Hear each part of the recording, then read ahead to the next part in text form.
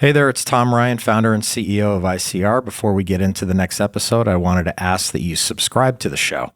It'll help us get even more unique and interesting guests on the podcast and in turn continue to educate management teams and the growing ecosystem that creates value for fast-growing private and public companies. And while you're at it, head over to Apple Podcasts and leave us a 5-star rating. Very much appreciated.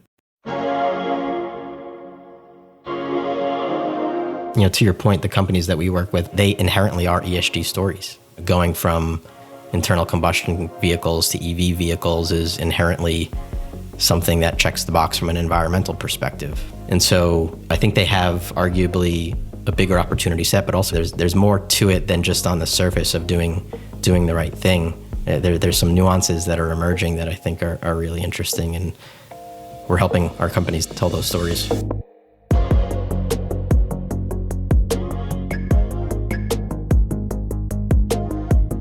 Being a public company can be hard. Small missteps can have outsized consequences. I'm Tom Ryan, founder and CEO of ICR, and over the last 20 years, we've helped thousands of companies understand and navigate the stock market and the media. We'll demystify these and other increasingly complex stakeholder groups so you can focus on what you do best, building your company and unlocking your true potential.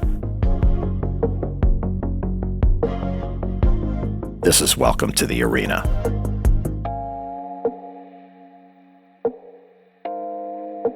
Welcome to another episode of our new mini-series, ICR Industry Reports, where we profile some of ICR's leadership team and ask them what they're seeing on the front lines in their industries. This week, I sat down with Marc Silverberg, partner and head of ICR's Energy, Sustainability, and Modern Mobility practice. This includes electric vehicles, battery technology, and renewable energy, among others. Marc joined ICR in 2015, bringing with him over 17 years of experience in the capital markets with Oppenheimer and Barclays. I spoke with Marc about the biggest challenges he sees facing companies that he works with today, how they think about the future, and how sustainability-focused companies can differentiate their ESG stories. Let's enter the arena with Marc Silverberg.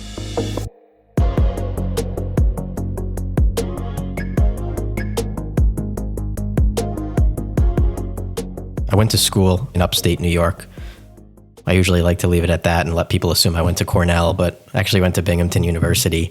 Had a great time there, studied finance and management information systems. So came out of school, started my career as a consultant at Deloitte, working with investment management clients, and that was great, place to kind of start my career, but was really looking to get more truly involved in the financial markets. And so left to join Lehman Brothers about 18 months before the eventual bankruptcy there. But yep, great timing. Yep, as usual for me. So that was an interesting time.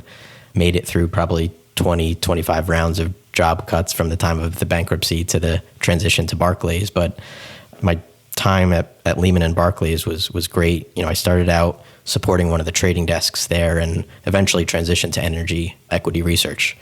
And so that's really where I spent a bulk of my career, covering energy stocks from an equity perspective as an analyst. And so, spent a better part of my career working up the ranks there. Like any good sell-sider, I thought the grass was going to be greener on the buy side. And so left to go help run a portfolio at Oppenheimer, an energy-focused portfolio as a buy-side analyst. And I found, again, back to your comment of good timing, if you were to kind of plot it on a graph of energy prices, it was probably about the exact peak. And so I think that combined with me just generally not liking to lose other people's money, realized very quickly that the buy side wasn't for me. And so happened to have actually known previous head of the energy group here at ICR for a number of years. And after some conversations, decided that could be a great place to kind of continue the next phase of my career. About day 90, I think it was maybe day 92 after starting, she left the firm, and Tom, you, and Don and others gave me a great opportunity to take it over. And listen, the group has certainly evolved. Maybe touch on what the group was and what it is today. Yeah, so been at ICR for a little bit over 7 years now, and really for the first 5 years of that, maybe 4.75 of those years, we said energy, but really it was a proxy for oil and gas. That's where the opportunities were. It's where the experience set was within the team and myself. And so our client base and our expertise really was working with companies involved in fossil fuels, companies transporting oil and gas and pipelines and storing it and processing it, refining it. And then the world started to change a couple months into the pandemic. The energy transition was underway, but it was slow. And I think for a range of reasons, the pandemic really accelerated that. And so, I think that shift in focus and opportunity set and investments in renewables and more clean forms of energy, combined with, I think, what was going on with respect to the SPAC market and giving companies, especially early stage companies, the opportunity to raise capital and go public, really just changed the game for the team and I. And so today, I think 95% of what we do is away from traditional energy. It's in renewable energy, it's electric vehicles, EV charging, energy storage, micromobility, solar, hydrogen, everything in and around the EV ecosystem from actually developing the vehicles. And so it's kind of incredible to look at our portfolio of companies today, even aviation. We have specialists from the A&D space that, worked with the likes of Boeing, companies of that. And today they're working with, rocket companies and Virgin Orbit and eVTOL, vertical takeoff and landing and electric taxis. And so it's kind of incredible to look at where we are even relative to 24 months ago.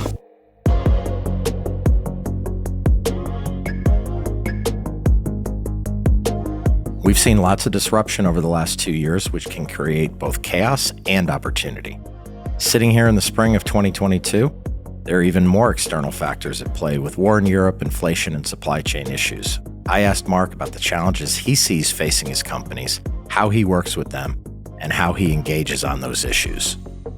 One of the biggest challenges really is supply chain. I mean, that's such I think, standard answer really. You could fill in the blank for any industry right now, but these are manufacturer-heavy type of technologies. You're talking about solar panels that are produced in areas all over the world. You're talking about batteries for vehicles that need lithium and nickel and other metals that, in and of themselves are, arguably going to be one of the biggest opportunity sets in areas where we don't have enough in the world to produce all the batteries that we need to get to where we want from an EV penetration perspective. And so, I think there really are a number of supply chain and supply issues that are emerging just from how rapidly the space is changing.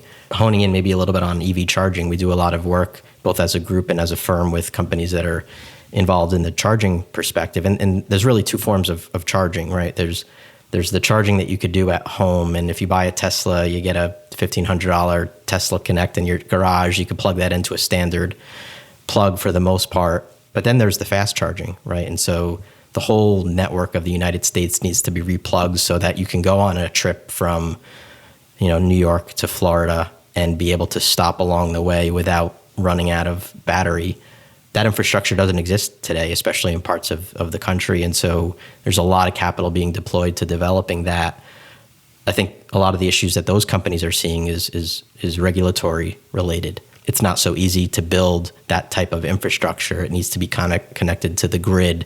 There's all sorts of permitting. And so, we're really seeing the need, the demand for charging infrastructure to be developed in certain parts of the country, but there's year, if not 2-year delays because they need to go through the red tape of all the regulatory approvals. And so, again, I think that the issues that we're seeing are everything from, the hard stuff to the soft stuff. And so, companies, with how fast this broader industry is growing, naturally it's going to come with growing pains. I think the companies are doing really well of navigating it. A lot of the companies, especially in the EV ecosystem, are relatively new. They're kind of figuring it out as they go. It's interesting. I mean, if you look at in the U.S. today, there's 250 million cars and trucks on the road, and today less than 1% of those are EV. The estimate is that by 2035, so just 12, 13 years from now, about half of the vehicles sold are going to be EV. That's insane. Yeah. That's like an insane number. It's incredible. Right? It's incredible. But also, if you take a step back and think about it, it's insane the pace, but it's also, that's just new car sales, but there's still cars on the road. So by 2050, only half of the cars on the road are going to be EV. So we're talking about 30 years from today, we're only going to be halfway of where we arguably need to be. And so, I feel very fortunate, and the team feels very fortunate to kind of be at the center of this space that literally has decades of runway ahead of it. Yeah, I mean, it reminds me of in like the mid 90s when there was like a little blurb in the back of the Wall Street Journal saying like, oh, this internet thing seems to be catching on, and we're like, no, there's no way. But, cannabis or the casino business, when I was following it, it's a secular trend over a really long period of time, and ICR and your group are right in the middle of it.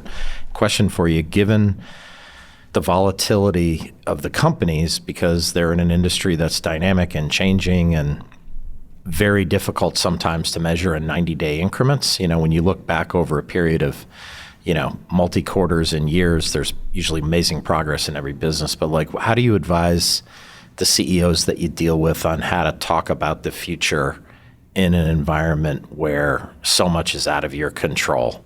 A lot of our companies, are pre-revenue or early revenue. And so, in that case, it's much more about milestones and achieving milestones rather than hitting any particularly quarters, margin estimates or expectations. And so, we work a lot with our clients and really helping develop those milestones and clearly articulate those. I think the market understands the opportunity that these businesses are going after. Case in point, solid state batteries. So there's a lot of companies that are involved in the solid state battery landscape. It's a type of battery technology, but whoever figures that out, whoever cracks that code, and it's going to be several companies, whoever cracks that code changes the game, right? And we're not talking about an Audi e-tron that has 220 miles of range. Now we're going to talk about every car looking like the Lucid Air with 1,000 miles of range, non-combustible, right? So the safety issues go away. And so faster charges, right? Not having to sit at a charging station for 30 minutes reading a book or listening to a podcast. You'll be able to fuel up just like a gas station in 5 minutes and be on your way. But those technologies they've been in development for a decade or more, but they still have better part of half decade left in many cases. And so, in that case, it's really important to clearly lay out the operational milestones, the developmental milestones, and be very transparent there. A lot of companies that went public in our space were in stealth mode before because the areas that they were operating in were so competitive. And so all of a sudden they're not used to the need from a market perspective. Thrust into the spotlight. Absolutely. Yeah, it's super fascinating, and I would agree with you. I think as a management team, you have to sit there and say, look, every investor on the planet knows, the challenges you face, the volatility, the uncertainty of things that you can't control. Really, all investors want is they just want you to give them the information, and you can talk positively about the future. There's nothing wrong with that, but you certainly have to temper things when you're talking about it on an increment of, 90 days, because whatever the P&L spits out, it doesn't really matter. It's the milestones, as you suggest. One final question, Marc. It seems in your space more so than many other ones, the ESG component of the IR story is really huge. What are your companies doing to kind of get that story out there and shine a spotlight on all the good stuff they're doing as far as ESG? The companies that we work with, they inherently are ESG stories. Maybe that's more of a comment around the E, right? The S and the G is something that I think that companies need to adopt. But, the environmental aspect, going from internal combustion vehicles to EV vehicles is inherently something that checks the box from an environmental perspective. Companies involved in the solar industry are inherently environmentally different than burning coal. And so I think they have arguably a bigger opportunity set, but also an easier job in telling those stories. But there's also a lot of pushback, because if you think about it, one of the pushbacks to the EV space is, okay, great, you're driving around in your Tesla, but you charged it up how? With electricity that was produced by a natural gas powered plant somewhere in the grid. And so you're even seeing charging companies differentiate themselves by having all of the energy behind their systems be renewable powered or buying renewable credits. And so there's more to it than just on the surface of doing the right thing. And so again, big opportunity set, but there's some nuances that are emerging that I think are really interesting, and we're helping our companies tell those stories. It's clear that the lines between different stakeholder groups are beginning to blur. Tightening up the message, both internally and externally, is key, and Marc and his team help companies do just that. They help them navigate this dynamic and rapidly changing market by identifying and effectively communicating the long-term goals and the tactical execution behind them. Another big thank you to Marc for joining me on the podcast today. Really insightful and fun conversation. Really appreciate it. This is Tom Ryan. We'll see you next time back in the arena. References to specific stocks are not intended to be recommendations for specific trading behavior. Comments presented on this podcast are intended for informational and educational purposes only, and do not represent opinions or recommendations on whether to buy, sell, or hold shares of a particular stock. All investors are advised to conduct their own independent research into individual stocks before making a trading decision. In addition, investors are advised that past stock performance is no guarantee of future price performance.